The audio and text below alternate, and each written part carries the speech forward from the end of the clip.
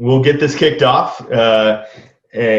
Before we get started here today with Henry Schuck, founder, CEO, and chairman of ZoomInfo, one of the fastest growing companies in all the Pacific Northwest, if not all the US at the moment. We're really excited for his presentation here joining soon. But for right now, we want to talk a little bit about SEMpdx. This is our October virtual monthly event, and we're really excited to kick off a new suite of virtual events that we have scheduled from now through next January. Obviously, in a time where we can't be together, we'll try to be dedicated toward bringing virtual events such as this and new opportunities to learn from industry experts, founders, as well as a whole new suite of panelists and things like that as we try to understand our virtual tools the best we can and provide the most to our membership group as much as possible. The board and I are dedicated towards keeping the consistency up and getting the word out a little bit more throughout the year. Speaking of memberships, SEMpdx is elected between now and August of next year to make all SEMpdx memberships free. And you do not have to be in Portland. You can be anywhere within the United States, if not the world, if you so choose. Go to SEMpdx.org/membership today. You can get signed up, get in for free, get on the newsletter, get all the access to all the events. We have some recordings going out. We'll have a new suite of library from all of our virtual events and our virtual Engage back in August.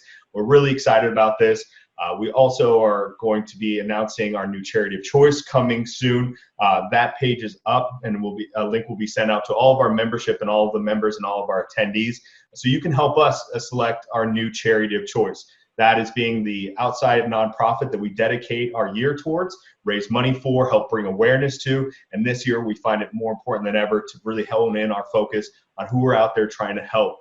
So a link will be going out to all of our members, all of our attendees, and you can help us select our next charity of choice. In the past, we've worked with organizations such as Girls Inc. of Northwest to help empower young girls in and around the Northwest to learn tech and job skills for the future and really empower those. We're looking for that same kind of energy coming into the new year. With that being said, though, again, look out for announcements for our virtual events, our free membership, and our new charity of choice coming very soon. We'll have some more announcements in our November and December events and into January as well. But without further ado, I'm going to hand it over to Henry Schuck, CEO and founder of ZoomInfo, really one of the leading companies in the Pacific Northwest. Really have seen a lot of news coming out about this company in the last year. We have Henry on today to give his kind of presentation on some of the top marketing tips that him and his company has seen really drive their growth over the last several years, and something that any small business owner or any agency, nonprofit can really glean from and take into their own. So without any further ado, I'm going to hand it over to you, Henry. Thank you, Garrett. I appreciate it. And thank you, everybody, for joining, and Kevin for inviting me.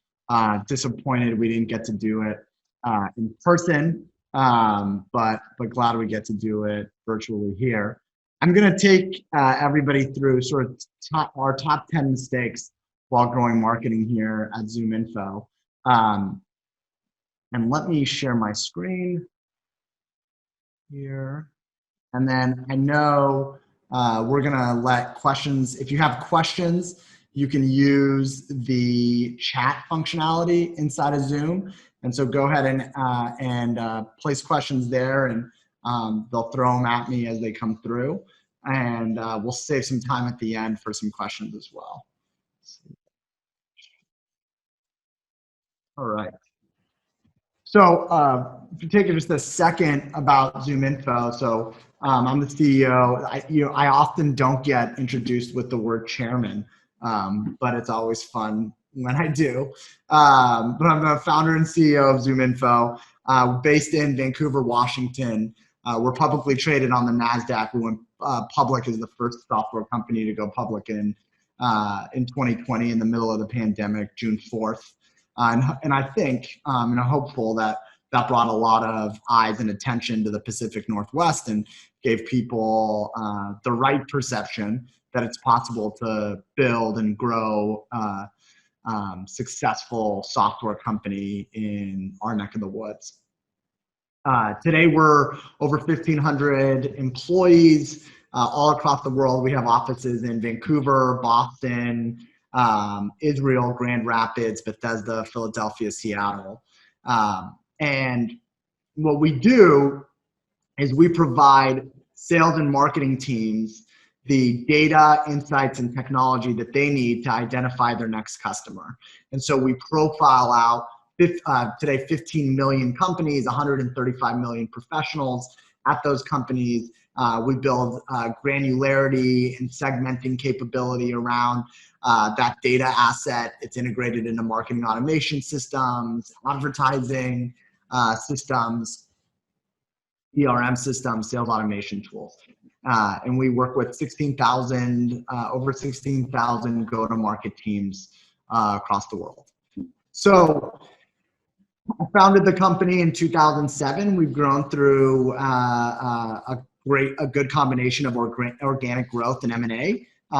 Marketing has always been a core part of how we generate demand and how we generate new business. It's recently become a much bigger part of how we grow relationships with our existing customers. But I wanted to go back and kind of step through 10 of the biggest mistakes we made while growing the business, and then happy to answer questions about those mistakes that we made. So that's me. That's my Twitter. It's just Henry Schuck. You can tweet at ZoomInfo. So the first and the biggest mistake we made was relying on too few channels, or in our case, just one for lead generation. We grew ZoomInfo. It was called Discover.org at the time, but we grew ZoomInfo from really 0 to over $25 million of ARR profitably with one channel, marketing automation. And so we bought data or created our own data on the sales and marketing professionals at software or technology companies. We put it in the top of the funnel. We ran it through a marketing automation campaign. If somebody clicked the link, we put them in a new campaign. But that was our only channel. And it worked really well. Marketing automation for us in the early years was a great channel for us. And because it worked well, we got greedy, for lack of a better word, and said, look, if this is working, every 1,000 people or every 1,000 people we put into the top of the funnel, we're generating 1 to 5 appointments out of those 1,000 people. And so let's put 10,000 people, 100,000 people, another 100,000 people into the top of the funnel. And as we continued to do that, response rates went down, bounce rates increased, and our deliverability, which I'll talk about in a moment, took a big hit. And then anti-spam filters got smarter. They knew when you were emailing 100 people at one company, they blocked your messages. And then all of our lead generation efforts broke down. And so just like anything in your business, don't have a single point of failure. And as well as something worked, and marketing automation worked really well for us from a lead generation perspective, you want to surround key areas. You want to surround those key areas with redundancy. And so we began investing in SEM and SEO and content syndication. And we got smarter about the way we segmented our lists and how we went to market and who we emailed and when.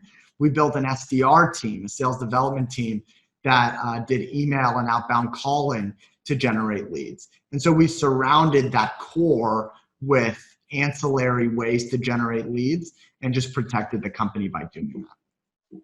So no matter how good your lead generation effort is, if it's single threaded, you want to change that.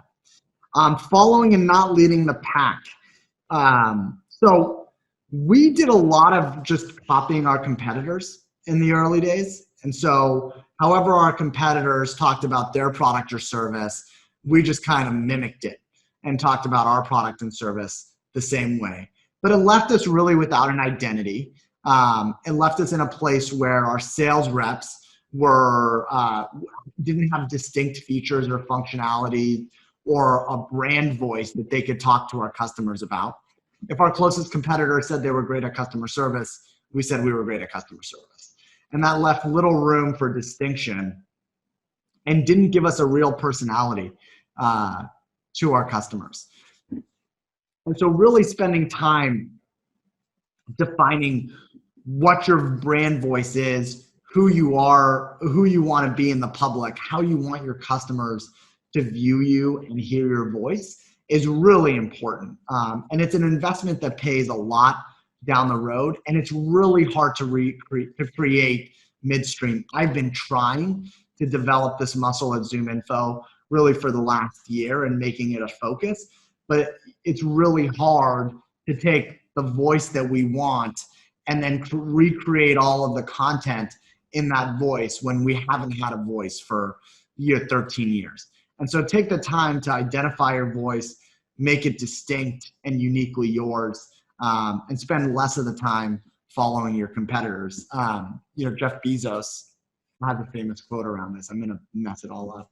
But the concept is Amazon is a customer first company. It follows their customers, and they don't pay much attention to their competitors.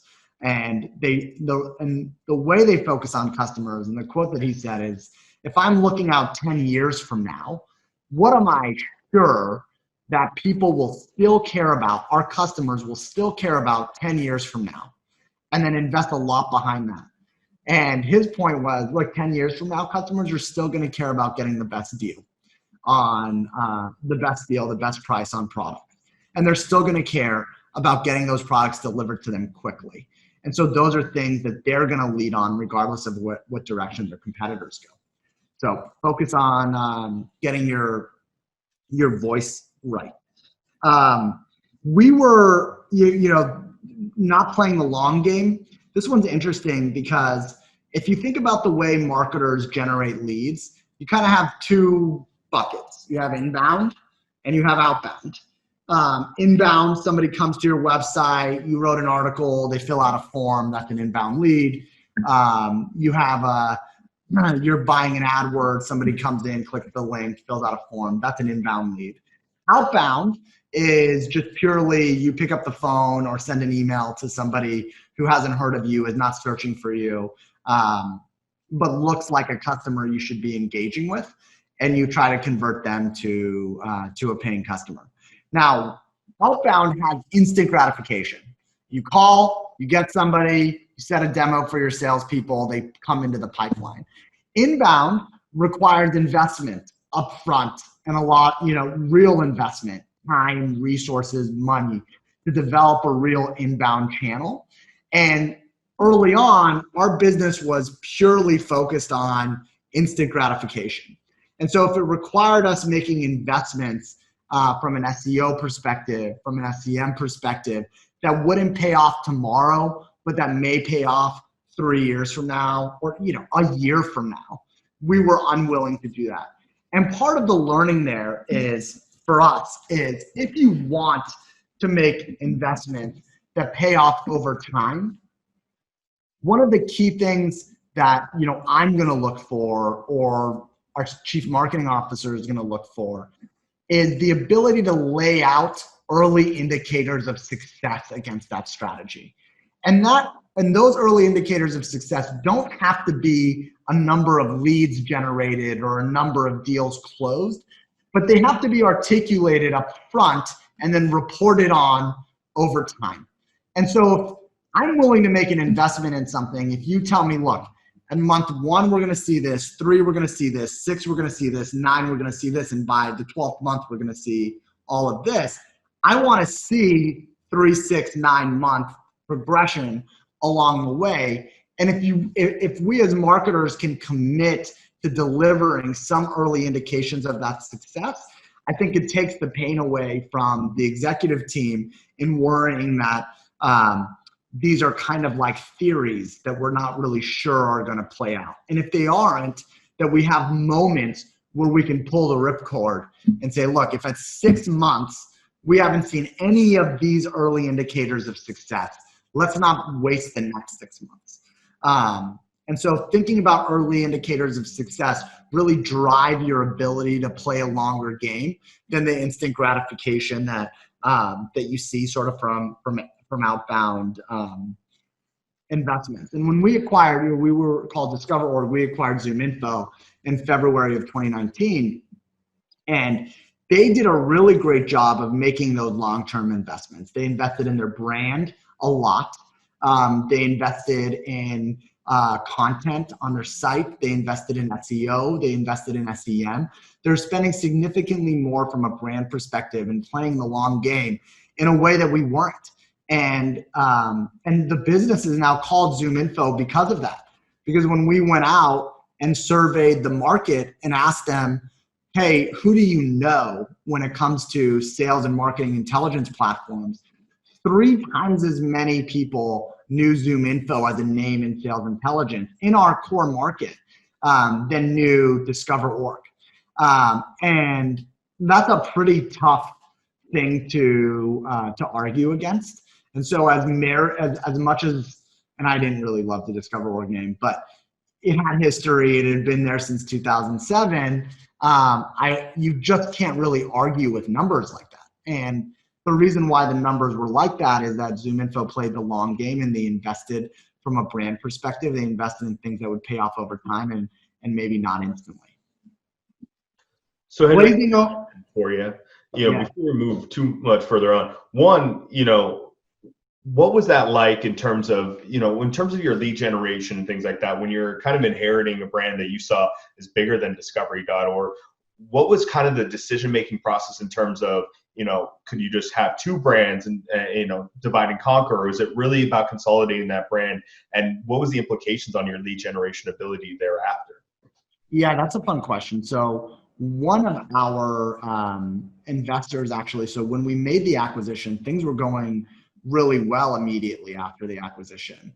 And one of our investors said, well, why don't you just sell both products, both names forever? Like, what's the point of making this change right now?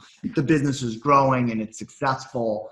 But I mean, I think the first thought was, look, do we have to split the marketing budget? And so now we're advertising and generating demand across 2 different brand names. And we can't we're not going to get the boost of making the announcement, hey, we're all ZoomInfo now, and we're going to go out and just market behind that brand as strongly as we could. And so losing that ability to be sort of corralled around one unique brand name, we would have lost. And then, when you IPO, this is an interesting kind of inside baseball thing, but when you IPO, the stock exchange that you IPO on actually gives you a bunch of co-branding dollars to go advertise your brand, as long as you do it kind of alongside the NASDAQ or the New York Stock Exchange. And so if you've seen a CNBC commercial of ZoomInfo, you weren't sharing in the cost of that, or we basically had a budget allocated to go out and do ads in the Wall Street Journal, and digital ads and ads on television that drive brand recognition for us, billboards across the country. And again, having one specific brand to drive that forward with is super valuable. We actually went out and we commissioned a study with the Boston Consulting Group. Said, here's our target market. Go ask them questions about the brands. And they went out and did that. And then so we had real data to make this decision. And one of the interesting places was, there's one element of the brand that's about reach and exposure, and ZoomInfo really won there. But then there's another element of the brand that's around the premium nature of the product and the quality. And actually Discover.org was ahead on that, but the trajectory of ZoomInfo, it was catching up. And with is super interesting with end users, like an individual contributor, they had for them, the brand equity around quality and premium nature was basically equal. But with the senior executives, with VPs and directors and C-level executives, Discover.org was still winning. And really what that told us is this isn't going to last that much longer, because the feedback is going to make its way up to the ranks. And so you may have a little bit of a lead right now from a brand equity perspective on quality, but it's not going to be there. As a good benefit of all this, it also told the team we're one company, and if you thought that I was going to play like personal games with this thing, like I'm not. You know, I'm going to always pick the thing that drives the best results for our business. And so while people were having conversations about how the Boston office of ZoomInfo had a Peloton and the Vancouver office didn't, you know, I was going like, we're picking the other name because it's better for all of us. So any of these like little things, we should all just get over and make sure we're all driving towards the right result. So glazing over campaign attribution. This is an interesting one. So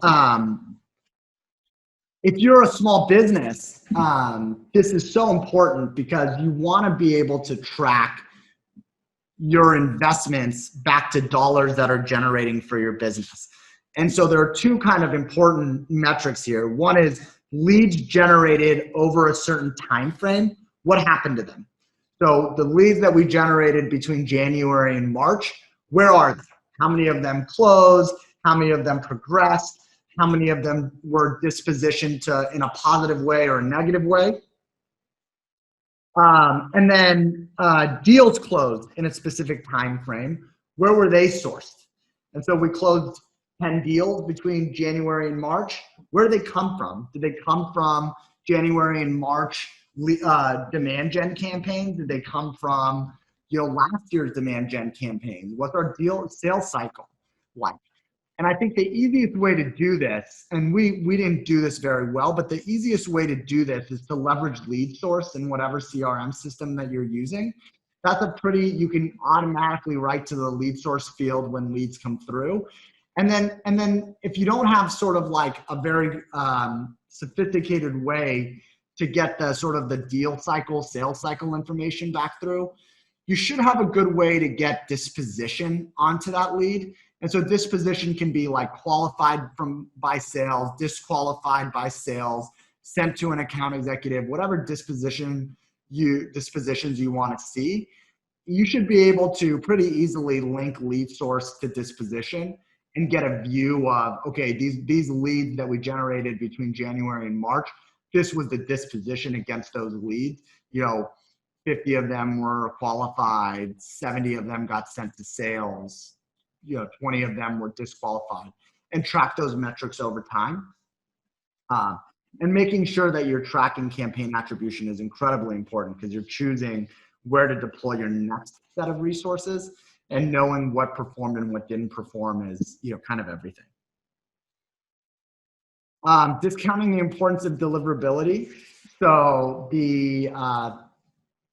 I'll go backwards. I'll tell you a fun story and then tell you the importance of this. The fun story is, at one point, our deliverability metrics got so bad that our account executives and account managers were not able to communicate with their customers because we were being flagged as spam across multiple different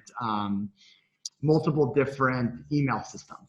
And we identified that what was driving that was that Spamhaus, spelled spam Haus, had flagged our domain as a spamming entity. And we went through the regular process to get our name taken off of that list. And they said no. And they said no numerous times. And then I was stuck in this position, like, what am I going to do? Or, you know, like, we can't communicate with our customers through email. What are my options? And so one option was you could sue Spamhaus and demand that they take us off. But Spamhaus is like this kind of interesting entity where you can't really find employees on LinkedIn. It's incorporated in like the Netherlands, but the one CEO is located in Monaco. It was a mess. And so I got to the point where we actually were about to hire a private investigator. And the plan was to identify where the CEO lived. And then I was going to fly there and meet him in person and beg for him to take us off the spam list. And it turned out the CEO lived in Monaco. And right before I packed my bags and hopped on a flight to Monaco to beg for forgiveness, there was a vendor partner of ours who had relationships with Spamhaus, and we gave him a bounty. We said, we'll give you $10,000 if you get us off this list. and he got us off the list. And it saved a flight to Monaco. And it's because we weren't paying attention to deliverability, which is so important if you're doing any sort of email marketing. It's just a critically important metric that we didn't pay attention to. So a couple of tools that we use to track deliverability and inbox placement. We use MX Toolbox.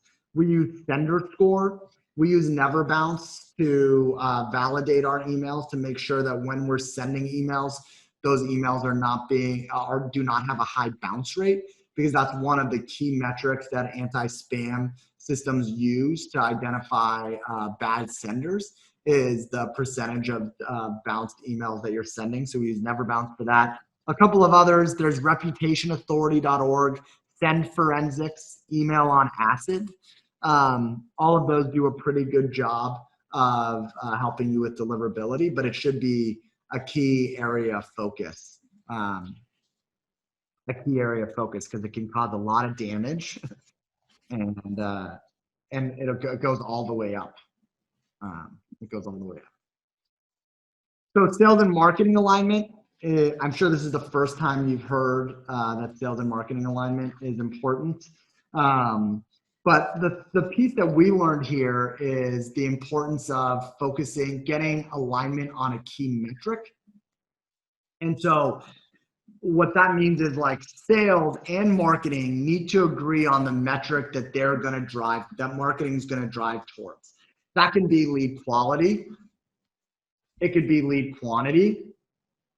Both sides should understand the trade-offs of both.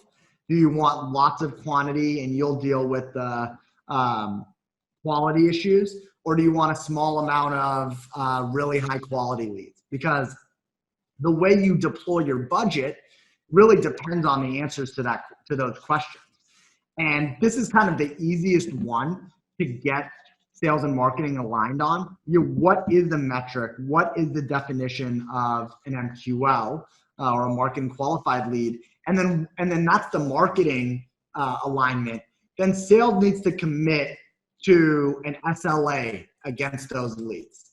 And so we're saying, look, these are the leads that we're going to send to you. These are the criteria for a lead that comes to sales.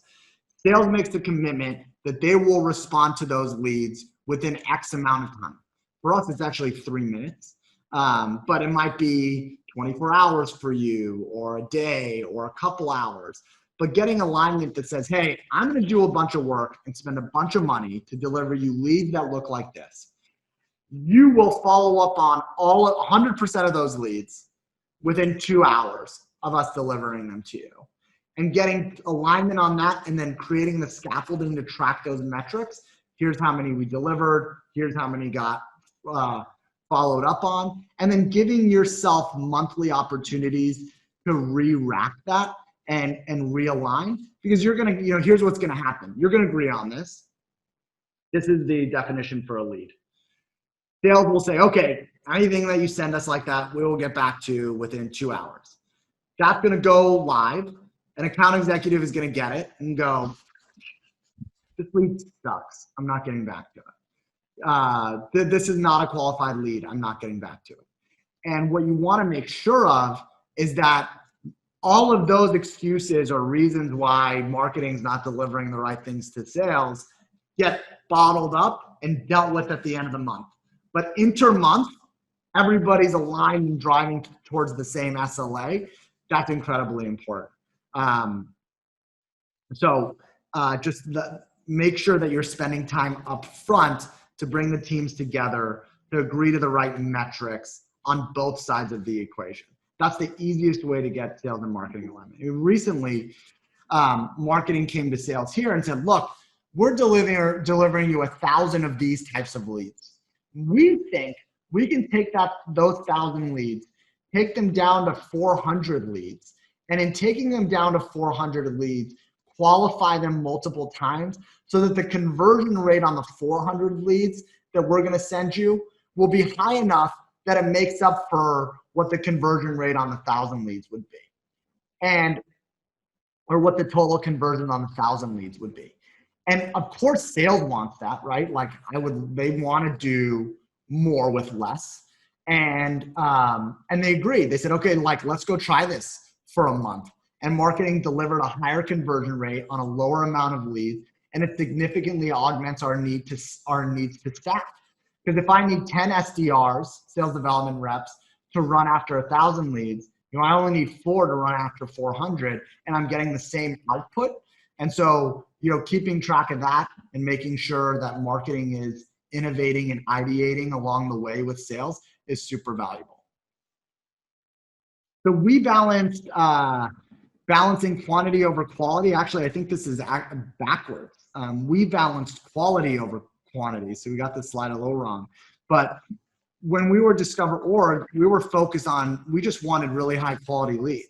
And we were willing to invest to get high quality leads. And so we left quantity. We never really figured out quantity. It's very hard to do both of these. It's very hard to do quantity and quality. So you need to choose one of these metrics. You have to start somewhere. You can start with quality, you can start with quantity, and then refine on your way. But you should have a point of view on these, a point of view on this. And then it's really important that you instrument your motion so that you're seeing where the highest and lowest quality leads are coming from. And so this is a little bit back to attribution, but being able to, we had a microsite that generated the most amount of leads in our business. And so we were like super excited because these microsites were delivering thousands of leads for us. But sales wouldn't resource any SDRs against those leads because they were also of the lowest quality. And so the minute we realized, oh, look, these leads that are coming through the funnel are actually hurting us because the conversion rate is so low, we were able to adjust and reshift focus. And so make a decision on whether you want quantity or quality, and then instrument in a way that you can see where that's coming from. When you're looking at quality, is it just a matter of their ability to spend, or is it their engagement? What are the kind of some of the metrics you come into when you're evaluating the quality of any one lead? Yeah, so I mean, for us, the way we look at this, and it could be different for everybody, but for us, the quality metric is actually driven by a lead score, and that lead score has key inputs in it. So one of the key inputs is, if you go to our website and you fill out a lead today, we're immediately appending it with the ZoomInfo API. And so we're appending industry, size of company, how many sales reps they have, whether or not they use a CRM and marketing automation system. Do they use Salesforce or Marketo or Eloqua? When they were founded, the founded year, whether they've received any funding. And then we're taking all of these key data points and building a lead score around it. Kind of above a certain number is, above certain numbers are different tiers of quality. And so, often what will happen is, if sales is having a slow month, I'll go, is this marketing's fault? And they'll say, look, the leads have not, it's the same amount of leads. They're generating more leads this month than they ever have. Is the quality different? And they're able to give me an overtime quality score so I can see, look, no, the quality is the same on this too. And so then most of the data reporting you're doing is allowing you to go spend the time and resources in the right place to fix problems. And so if I don't know that it's not lead quality and it's not lead quantity, then I'm probably just going, no, marketing's sending us bad leads. But instead, in this scenario, I know that it's a sales issue, and I can go solve the sales issue and not waste my time trying to solve a non-existent marketing issue. Not being maniacally focused on scalability. So we put together a team of pretty clever marketers, and they would come up with great ideas all the time. And they'd say, hey, you know what we ought to do? We should look at anybody who filled out a form between January and March. We should pull that, scrub it against any open opportunities, and any of the remaining people, let's run a program around. And we'd run that program and it would be successful. And then someone would have another idea. We'd run that program, it would be successful. And then we didn't actually build scalability around those. Like the campaigns that you're running today and the ideas that you have today are probably super valuable over time too. And so taking the time as you're launching a campaign and saying, okay, what do I have to do? What do I have to do to run this campaign in perpetuity? And making sure that you're building the structure for that is really important. So for us, for example, we'll do this now so that the campaigns trigger based on like data points.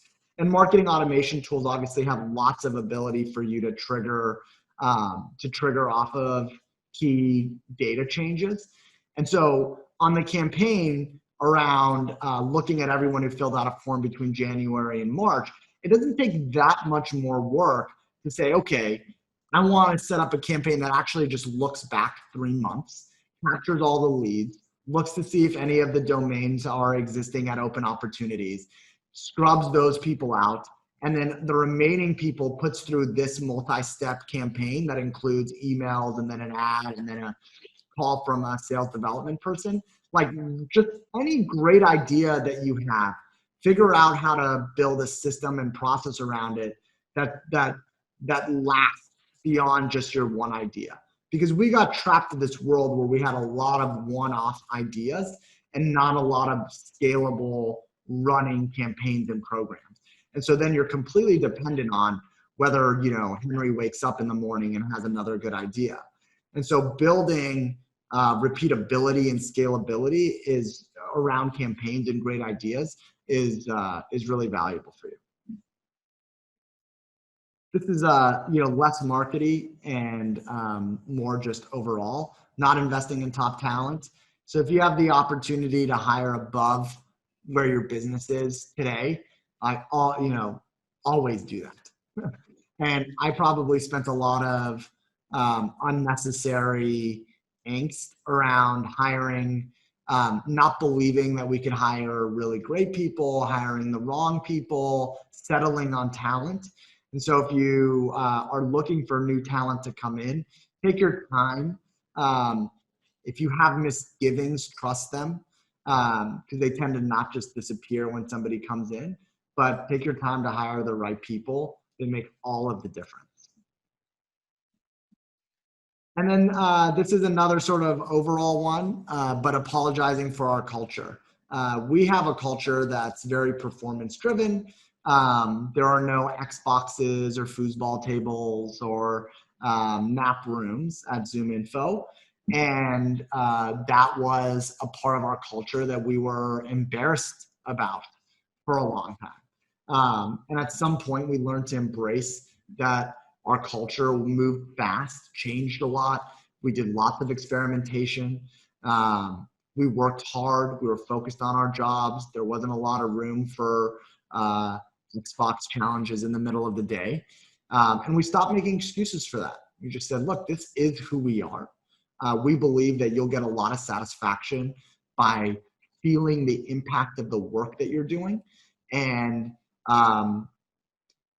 beer on tap, the fulfillment you get from beer on tap is fleeting.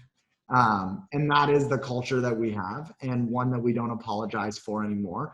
And if you're running a business that's growing and successful, you have a culture that works, and you shouldn't apologize for it, whatever it is, either. And you should embrace what it is, because every next person who walks through your door is gonna have something that they had at their last job that you don't have. Whether it's the cold brew on tap, or half day Fridays, or free gym membership.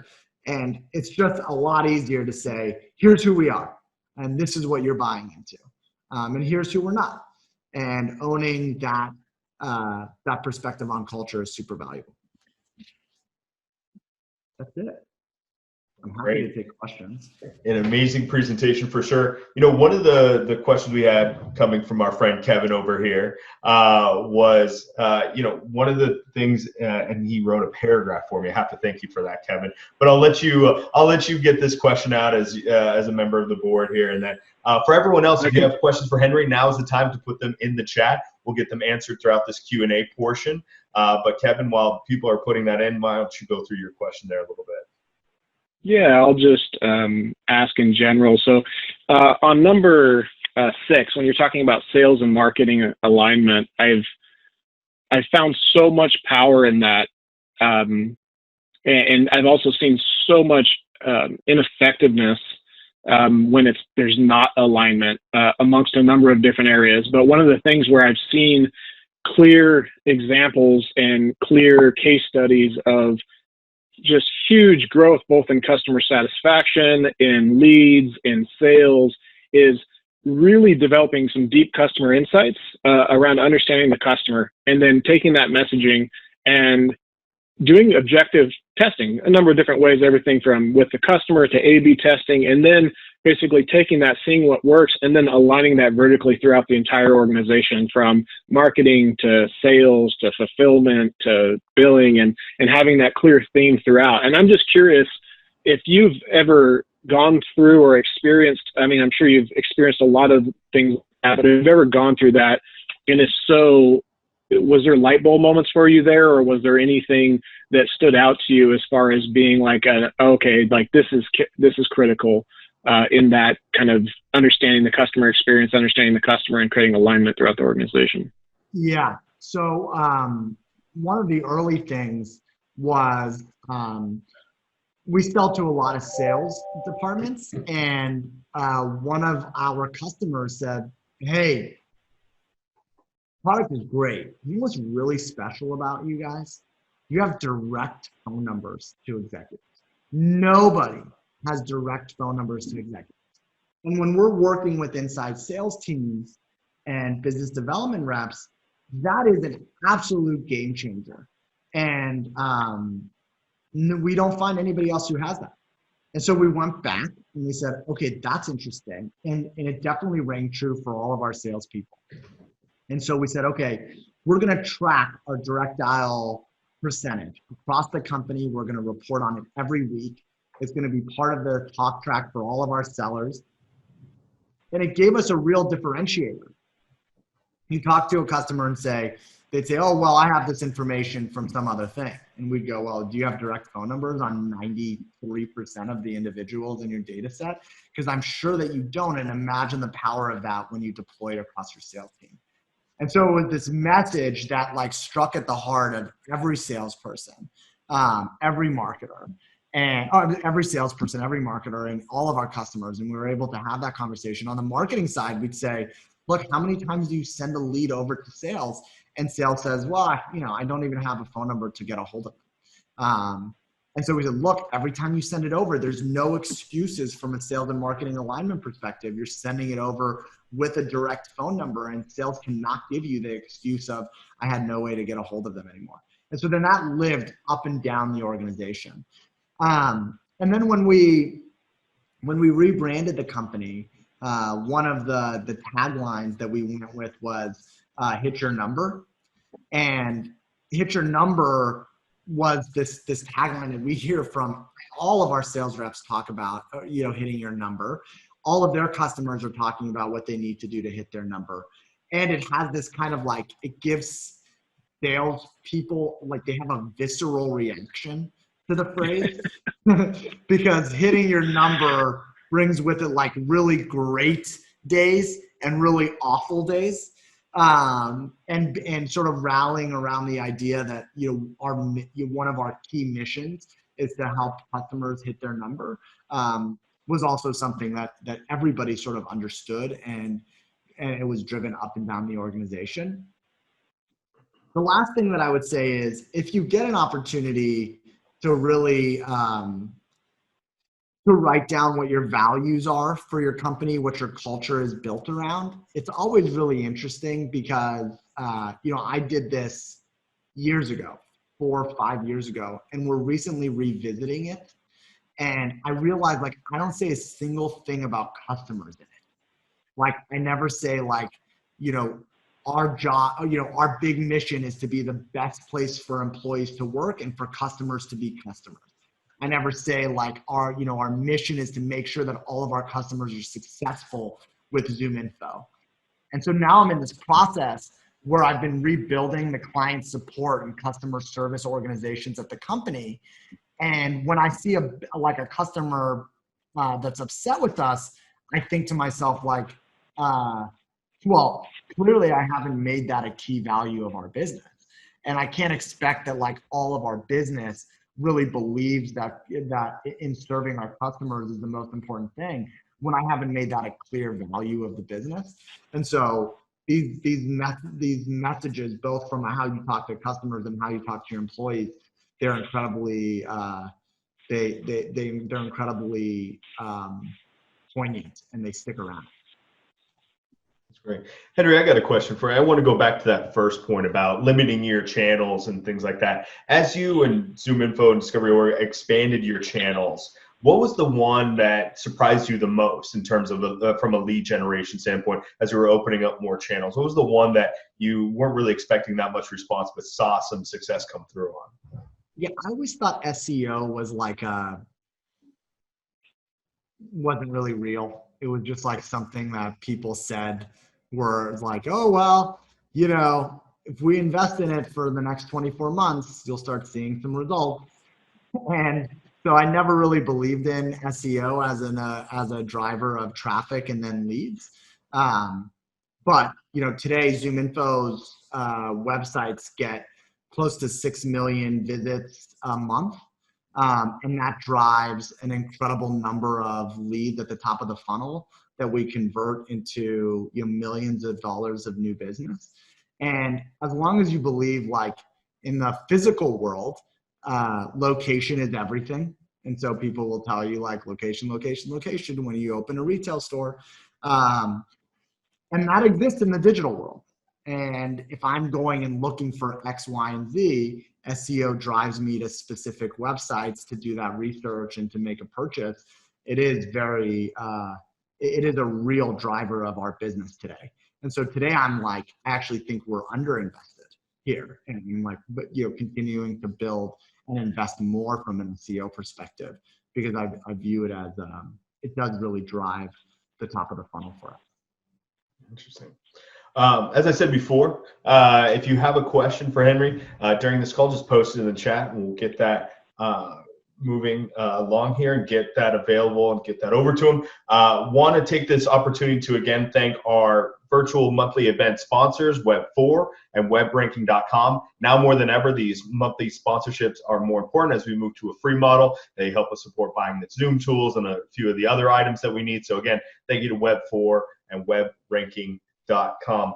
Henry. Also, sorry, Garrett, I said all that, and I didn't give a plug to Kevin and Web4 who came in when we were struggling with all of this and helped us build our strategy around SEO and SEM, and really like brought us into put a light on how we were thinking about SEO and helped us drive leads in a way that we were confident about, and an investment that we were confident in making. I want to make it clear, Kevin wasn't looking for that kind of plug, but thank you for it. But I'll take it. Yeah, he'll take it nonetheless. What was your PayPal again? I was supposed to mail.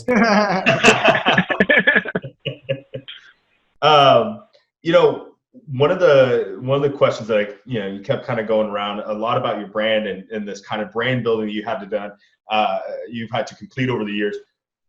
What has been maybe one of the most interesting parts about taking a business, combining the two, taking over a brand, and then taking that brand public? Like, what does that do to a trajectory of a business such as yours, from just the kind of the rapid pace in which you've gone at, and then going public? And do you feel like your customers receive you the same? Do they receive you in a different way, Yeah, like going public is such a major branding event. It's such a major branding event. Like 2 years ago, I was trying to get a meeting with one of the heads of sales at our client who's a Fortune 100 company. And the head of sales said, Henry's not 45 years old or older, so I won't meet with him. He doesn't meet with anybody under 45. No startup-y CEO. And the minute we went public, getting those types of meetings became dramatically easier. And it also gave us an opportunity to be so much more strategic than we've ever been with our customers. And so where we would be aligned with a director or a manager of sales, our ability to move the conversation into the C-suite was dramatically improved. So that's a big difference. Our customers do view our entrance into the public market as really validating, and so do all of our employees. And so, taking advantage of that is like the real challenge, right? Like, how do you make sure that all of this additional sort of branding support that you got from going public and NASDAQ giving you all of these ads, how are you making sure that you're like sucking every ounce of value out of that? And you're not particularly like prepared to do that because you're the same business the day before you go public as the day after you go public. But especially in the enterprise, there's just an endless amount of opportunity to really leverage that additional branding.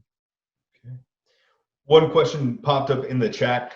Going back to the kind of the final point there about not apologizing for the culture. You obviously you made it said, ZoomInfo, this is who we are as a company. This is our culture. And if you're going to work for us, this is what it's going to be. We're not going to be malleable towards every specific need, be it a cold brew tap or a gym membership. But have you gotten that buy-in? Have you really seen the employees understand that and really buy into it? Yeah, I think we have. And I think like the first step was owning it as who we were. Like nobody's going to get behind a vision that changes constantly, or no one's going to really get behind changing values. Your values are your values. And so being really clear about it and owning it, I think we didn't have any sort of connection to our employees before that. And it was you just playing whack-a-mole all the time. Why don't we have this? We should do this. My friend at this other company down the street had this. Why don't we?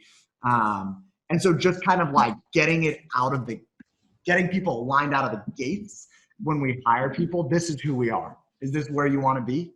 Because if it's not where you want to be, like we don't want you to come here and feel like not connected to who we are and then struggle to get moving. And actually, one of the things we do today, if you get hired at ZoomInfo in any of our go-to-market facing roles, at the end of 6 weeks or any time in between 6 weeks, you can leave and we'll give you $2,000.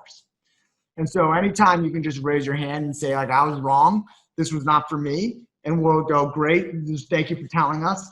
Here's $2,000 and you can go do something else. And you could do it in your first week of onboarding. You can do it anytime in your first 6 weeks. And we're really upfront about who we are culturally.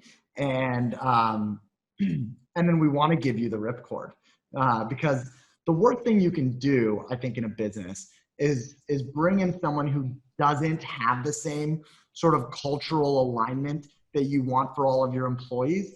Because what they start to do is chip away at the good feelings that your other employees have about the company.